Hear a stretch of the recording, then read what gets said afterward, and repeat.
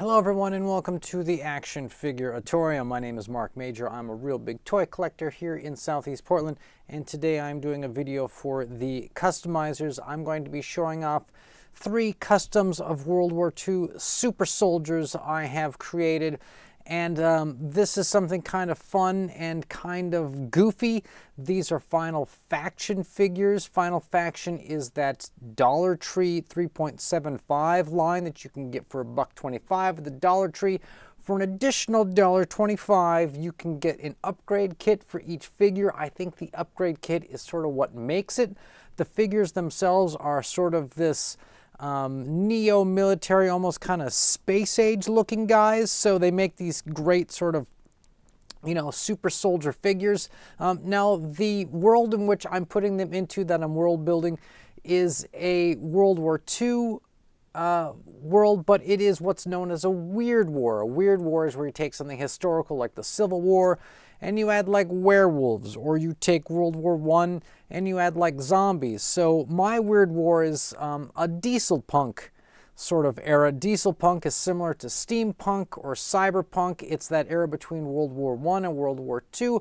And instead of having tanks, you have like mechs, but the mechs are diesel powered and they're sort of cumbersome and round and have rivets and welds and giant exhaust belching smoke, and they're all greasy. Dieselpunk itself was created more or less in the 1980s by a Japanese model kit maker that made these kits called Maschinenkrieger. So if you're looking for some cool imagery or just something to check out, you could look up Maschinenkrieger. Also, there's a couple of cool Dieselpunk video games out there, such as Iron Harvest, that you can look at. So if you're looking for ideas of what I'm going for, these are just a few of the spots that you can check out. So today, everybody come together, strap on the leather, and hold on tight.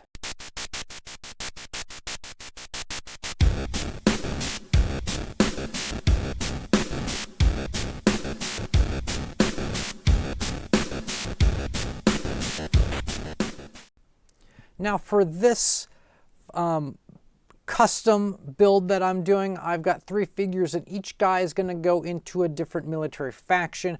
I've got one guy who's going to be the Soviet in the Red Star Army. I got one guy who's going to be the German in the Black Cross Army. And then I have a third guy who's going to be the American in the sort of White Star Army.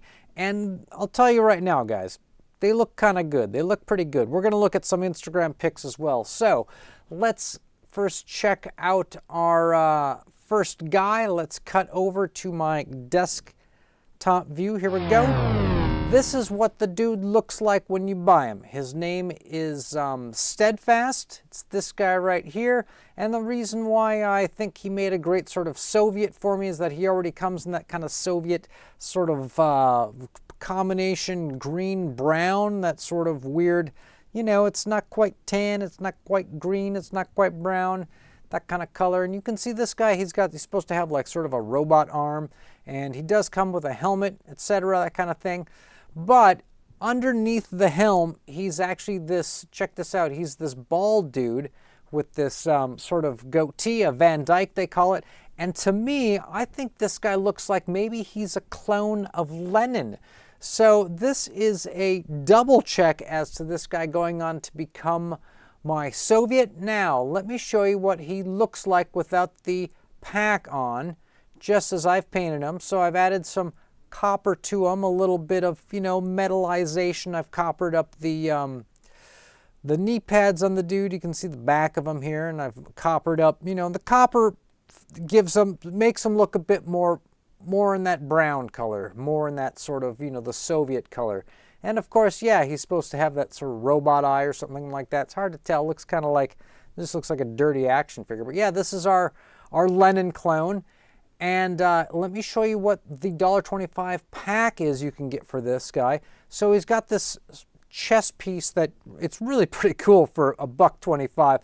Goes over the head onto the shoulders, and then you've got 2 leg pieces that clamp on. There's the helmet that comes with them, and of course you want to make all the stuff match. I gave it this really kind of cool bronzy look. There's 2 guns that go into these slots on the chest piece, and they're supposed to be guns because everything, you know, for action figures is guns. But for me, the possibility is that maybe these are cameras. Maybe he's some type of surveillance trooper. Then this piece here is this thing that goes on his arm, and there's 3 different attachments that you can click into it. There's actually a 3rd attachment that is under my little picture-in-picture there in the corner, but we'll get a shot of it here in a minute. So the first one's kind of this plasma cannon, the second one's kind of a claw grip, and the third one is sort of a 2-pronged sort of puncturing device. And here's what the dude looks like, fully gacked out, right? You can see the attachment there on his left arm. This is the gun that comes with him. You can see how cool the attachments are on the legs and where the feet slip in. It's kind of like he's got stilts on. I gave him a Red Star decal on the back. I think that's a big part of doing these customizations, is getting the right kind of decals on him. As I said before, he, sort of has kind of a cool, maybe those are cameras, like a surveillance look. Now, if you want to see him in action, there's a couple of old Instagram pics that you can see on my Instagram. Here he is without the helmet on, and he's with a couple of Soviets, and they're doing some sort of recon mission. Very greasy looking in this photo, by the way. Or maybe something like this, where he's kind of a cosmonaut, came down in this capsule, and of course, all cosmonauts, they've got cosmonaut dogs with them. That's Laika the dog, okay? And then there's this shot, which I love because this is just a repainted Iron Man hovercraft. Here he is getting instructions from his commander as he lands, and he's got a crew that is rearming his ship with, let's just say it can carry 1 bomb, but it's a pretty big giant bomb. So that is the first super soldier in my army. Let me show you the next cat that we're going to be doing. It's this dude. He goes by the name of Steel, and he's going to be on the Black Cross Army, which is the Germans. He's got this sort of weird dragonfly thing, which I'm going to get rid of because I've got a separate pack that's going to go there, and I'm going to show you that in a minute here. Now, some of you are being like, well, the Germans are these, racial fascists. They're all about race, and they would, if they captured black guys, black GIs in World War II, they would execute them, and yes, that is true. However, they did align with the Japanese, which is clearly not their race. That, they let them into the Axis.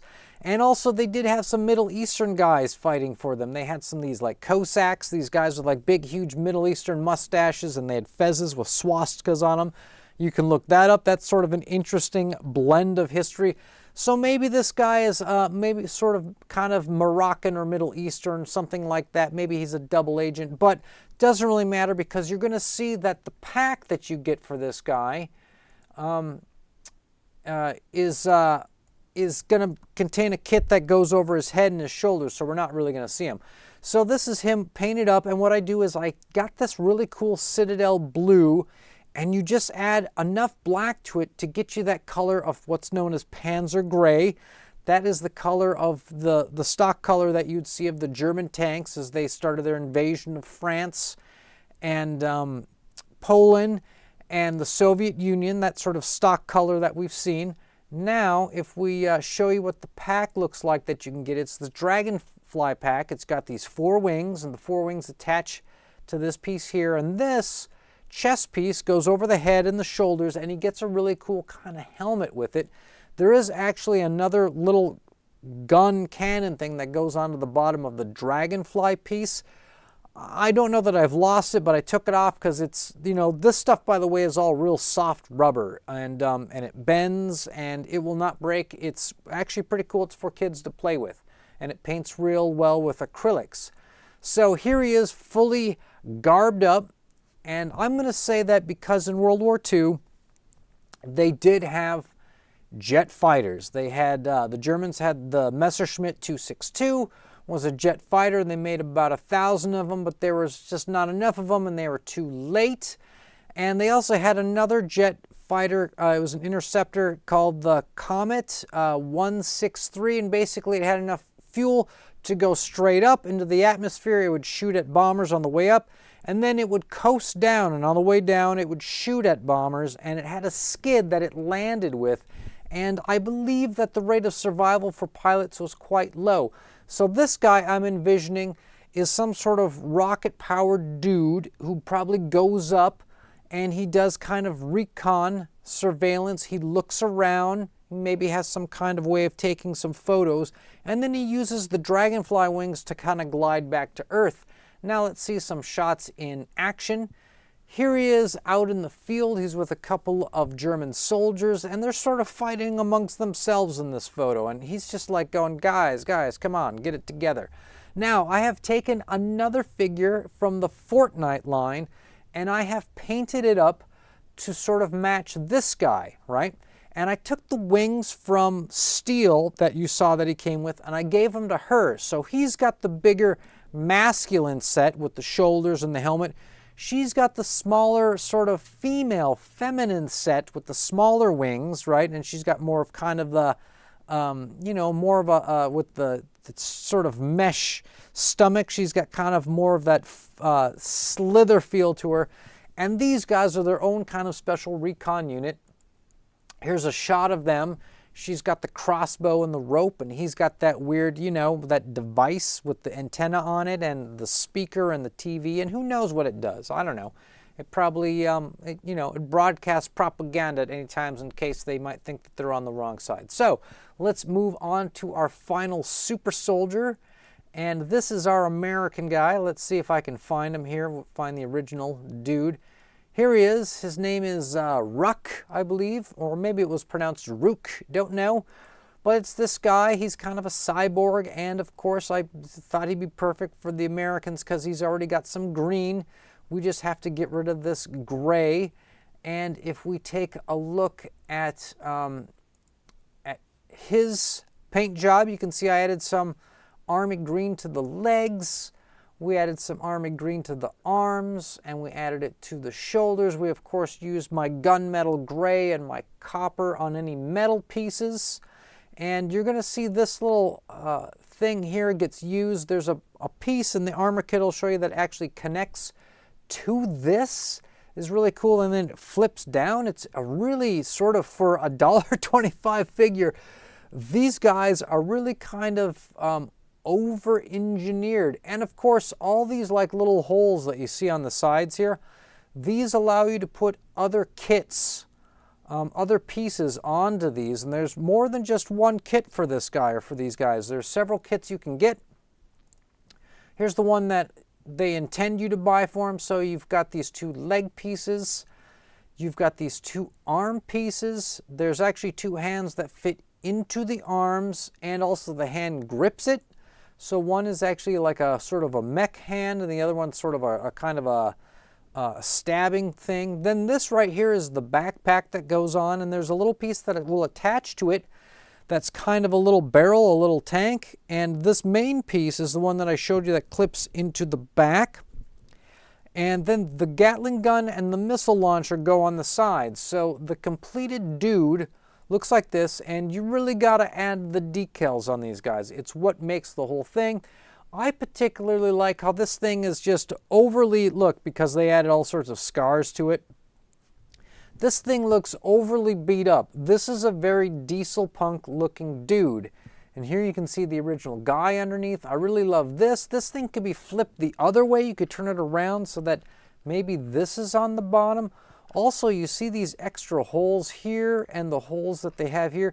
You can keep putting kits on this guy. You can keep adding stuff. Like I said, there are more things you can buy from the Dollar Tree to load this dude up on. I should have taken a photo of flipping the thing up, but this thing actually flips up and you can see the guy underneath.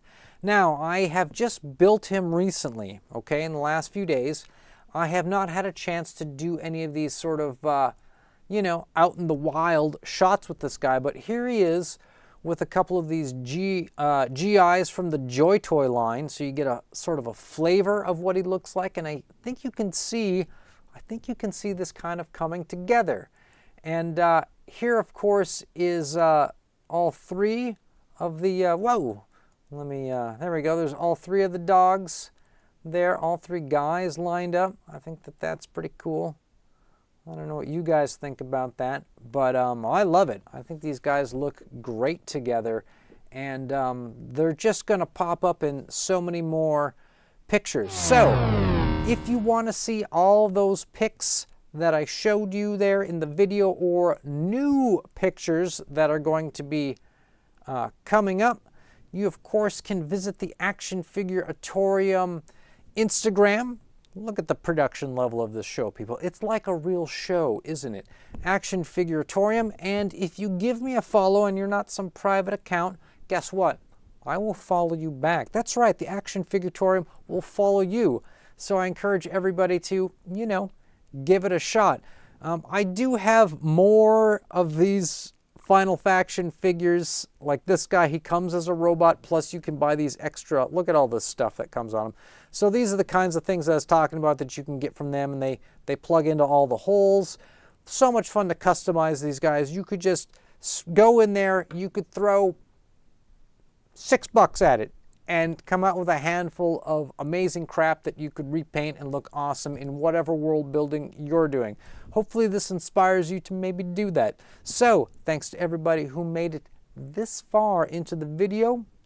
You always get a thank you from me. And with that, everybody, stay charged.